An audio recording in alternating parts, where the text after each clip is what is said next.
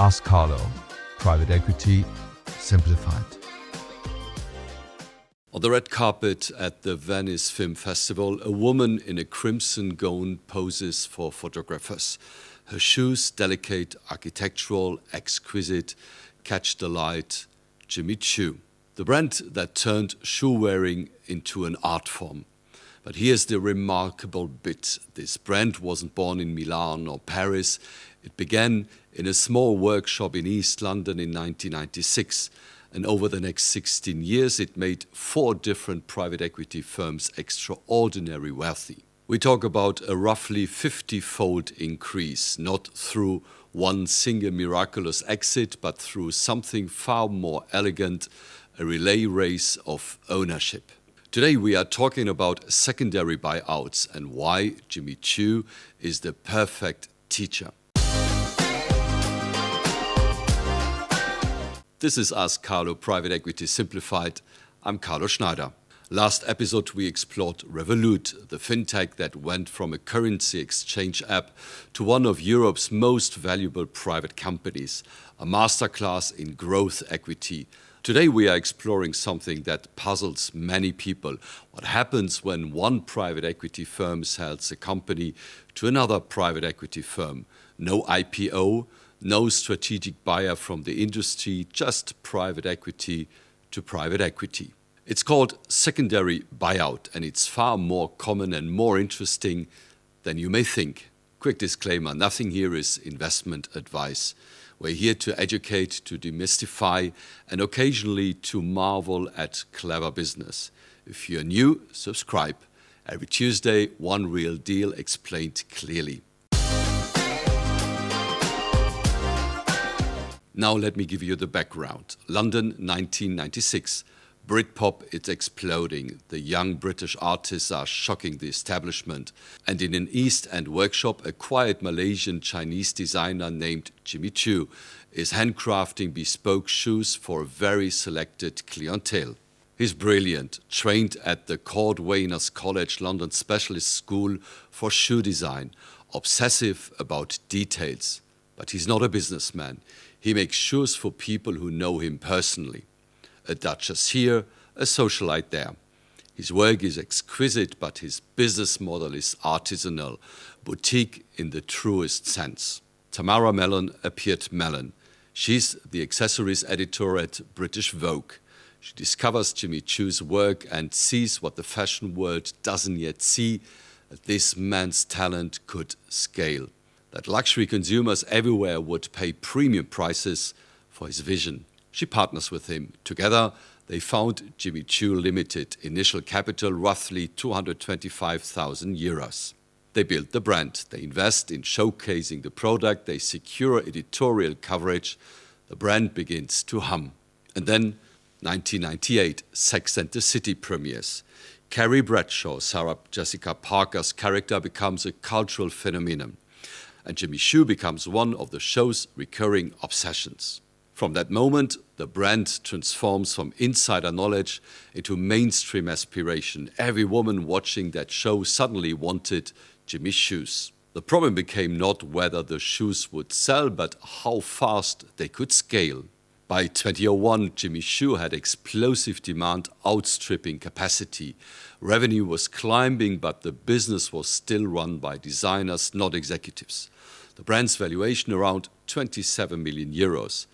And that's when the phone rang. Phoenix Equity Partners recognized an opportunity the market had overlooked. They weren't just buying a brand, they were buying a brand with proven demand. What they needed to add was structure. The first thing a professional private equity firm does is bring in management. They hired Robert Bensuan as CEO. Not a designer, someone who understood supply chains, wholesale distribution, retail strategy. Suddenly, Jimmy Choo could scale without losing the design purity that made it valuable. Phoenix expanded wholesale partnerships. Department stores, Harrods, Selfridges, Saks Fifth Avenue, Bloomingdale's. Revenue climbed, operating margins improved. The machine was starting to work. By 2004, 3 years later, Phoenix sold the company to Lion Capital, a London-based private equity firm specializing in consumer brands, for 150 million euros. Phoenix made 4 times their investment in 3 years, a clean, spectacular exit. But here's what is fascinating. This wasn't the end of the story. This was just a relay handoff. Lion Capital was a different kind of private equity firm, more aggressive with leverage. They walked into the Jimmy Choo's transaction and saw further opportunity. First, they used leverage, about 65 to 72 million euros in debt, a 5x EBITDA ratio. Bold, but they had a thesis: Jimmy Choo could service that debt and still grow. Second, they massively expanded the store footprint. When Lion acquired the company, there were roughly 30 stores. They pushed into Asia, Japan, Hong Kong, Singapore, markets that were early for luxury retail but growing fast. Third, and this was crucial, they expanded the product range. Jimmy Choo was shoes, but luxury consumers don't just want shoes, they want handbags, belts, sunglasses, accessories. Lion Capital understood brand architecture in a way the original founders simply didn't. By 2007, revenue had grown to roughly 122 million euros. Lion sold to Towerbrook Capital Partners, a transatlantic investment firm managing over $10 billion for 269 million euros. Lion doubled their money in under 3 years. Another clean exit, but the best was yet to come. Towerbrook held the company for 4 years. This matters because 2008 happened, the financial crisis. Luxury retail froze. Many private equity firms panicked and fire sold their holdings. Towerbrook didn't. They had conviction. They continued to invest in stores, in product development, in brand building. They grew the store count from 60 to 120. They launched menswear, fragrance. They survived the worst retail environment in decades by staying focused on what made the brand work: uncompromising design, premium positioning, and strategic expansion into adjacent categories. By 2011, revenue had more than doubled from 122 million to over 290 million euros. When Towerbrook sold to Labelux, part of the GAB holding company, for 595 million euros, it was Towerbrook's biggest return. They bought at 269 million and sold at 595 million euros, a 2.8x return in 4 years during the worst economic climate in living memory. Now, by this point, you might be wondering, does anyone actually wear these shoes, or are they just trading them like baseball cards between billionaires? Do you own a pair of Jimmy Choos? Generally curious? Comment below. Labelux held the company for 3 years. In 2014, they took Jimmy Choo's public on the London Stock Exchange, one of Europe's largest stock markets, valuation roughly 640 million euros. Then came the big exit. 2017, Michael Kors, operating as Capri Holdings, acquired Jimmy Choo for $1.35 billion cash, a trade sale to a major luxury conglomerate. The relay race was over, and here's the pattern. Each owner made money, not by squeezing margins or cutting costs, but by generally improving the asset they inherited. More stores, better management, expanded product lines, global distribution, survived a financial crisis. These weren't financial flips, they were operational transformations executed in sequence. The pattern repeats across luxury. Versace passed through Blackstone, the world's largest alternative investment firm, Valentino through Permira, a major European private equity firm. Burberry had private equity-backed transformations. Each time, the black book was similar. Bring structure to creativity, capital to ambition, discipline to desire. Now, let me be fair. Not all secondary buyouts work. Some private equity chains destroy value. And Tamara Mellon, the co-founder, has been publicly critical of how private equity firms managed the brand after her departure. She's spoken about concerns over brand dilution and aggressive expansion. It's a fair counterpoint. But the financial reality is undeniable.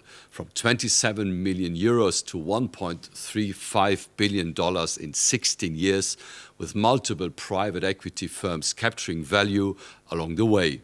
That's the power of the secondary buyout. Let's decode today's term, secondary buyout.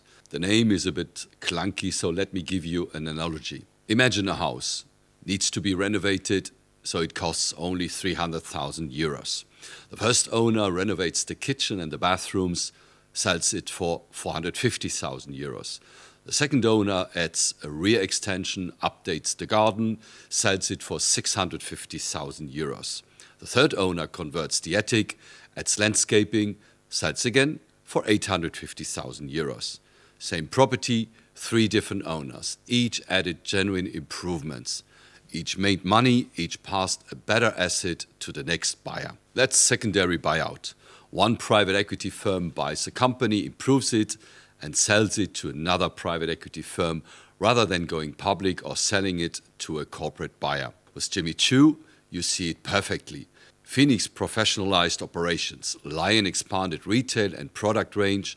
Towerbrook survived the crisis and doubled the store count. Labelux positioned for public markets. Each added their layer. Each captured their return. The risk? If a private equity company adds no genuine value, if they simply pile on debt and flip, the chain breaks. But when it works, it's one of private equity's most elegant mechanisms. This week's question comes from Isabella in Milan, who asks, if each private equity firm makes money selling to the next private equity firm, who actually loses? Where do the returns come from? That is exactly the right question, Isabella. Thank you for this and hello to Milan. The answer, the return is real. They come from value creation, not financial sleight of hand. Look at the trajectory. Revenue grew from roughly 15 million in 2001 to 530 million euros in 2017.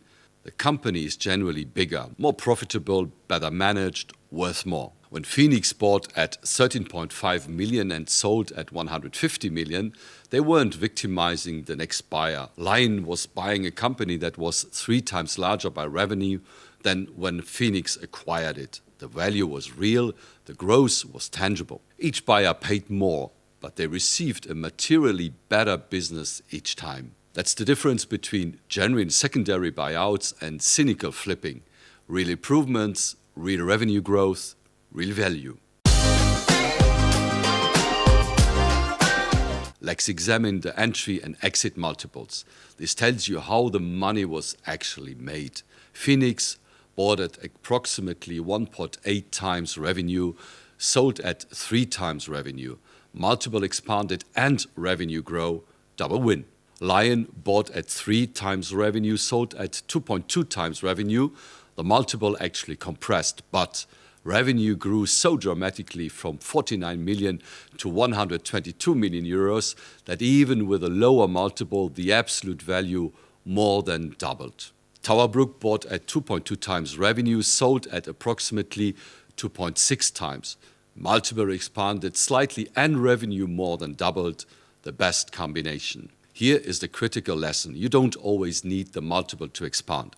If revenue grows fast enough, you can make spectacular returns even if valuations compress. Lion Capital proves this perfectly.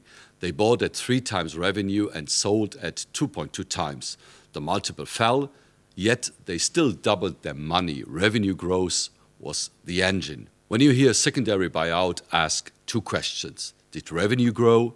Did the business improve? If yes, the returns are legitimate, regardless of how many private equity firms owned it. So here's the insight. Secondary buyouts are often dismissed as cynical financial flipping. Jimmy Choo tells a different story. 4 private equity owners, 16 years, revenue from 15 million to 530 million euros, stores from 1 to 120. And each owner captured real value because each genuinely improved the business they inherited. From a small East End workshop to a $1.35 billion global luxury brand. That's the glass flipper of private equity. Subscribe, share this with someone who loves luxury or who wonders how the fashion world really works behind the scenes. And send your questions to the link in the description. Next week, we talk about something completely different. Infrastructure. The story about the Channel Tunnel, the most ambitious infrastructure project in European history. A 5.5 billion euros estimate that ballooned to 11 billion. A financial disaster that nearly bankrupted everyone involved.